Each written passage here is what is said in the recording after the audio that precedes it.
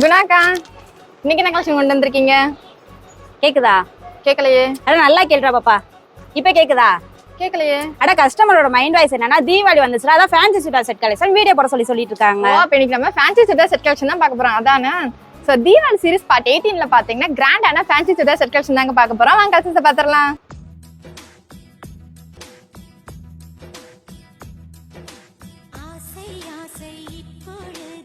இப்போ நம்ம பார்த்துருக்க இந்த Deepavali collection churidar set collection என்னென்ன சைஸ்ல கொண்டு வந்திருக்கோம்? எல்லுல இருந்து டபுள் எக்ஸ் வரையும் கொடுத்துட்டு இருக்கோம்டா. ஓ சூப்பர்க்கா.